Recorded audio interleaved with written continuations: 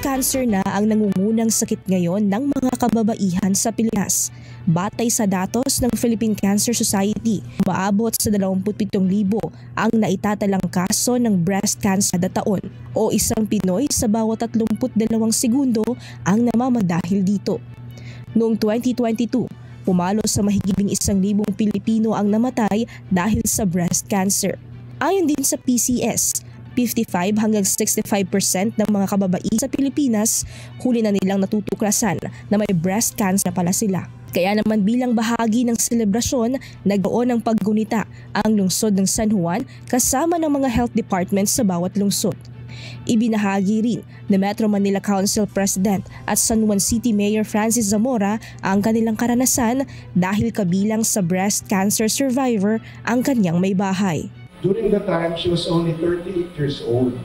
Kaya nung siya po ay nagpatingin, doon nga po namin nalaman na siya po ay isang stage 3 breast cancer patient na. Kabilang din sa nagbahagi ng karanasan si Aling Natividad Senador Corios na 10 taong nakipaglaban sa kanyang stage 3 breast cancer. Sabi ng doktor sa akin, you have to prepare 3 million. Dahil positive po ako sa Hertoneo. So, what is 3 million? Saan ko yung kukunin? Ordinaryong mamamayan lang po ako. AR-15 yun 99,000 per session. Kaya laking pagsisisi rin ito noon na hindi siya agad sumailalim sa early detection at screening at hinintay pang lumala ang sitwasyon.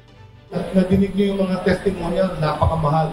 Kaya ang PhilHealth, tinaasan na po namin, I'm the chairman of the board of PhilHealth, ang breast cancer D-benefit package. Tinaas na namin, dati ano lang yan, 140,000 sa bawat breast cancer patient, kasi kailangan stage 2 na pa. Ngayon, all stages, a total of 1.4 million pesos as benefits. Kasabay ng Breast Cancer Awareness Month, muling paalala ng DOH at mga tagapagsulong nito ang early detection upang agad na maagapan at makaiwas sa malalang komplikasyon sa sakit na cancer. Pagbibigay diin din ng ahensya na hindi lamang kababaihan ang posibleng tamaan ng breast cancer dahil maaari ding makaranas ng sakit na ito maging ang mga kalalakihan.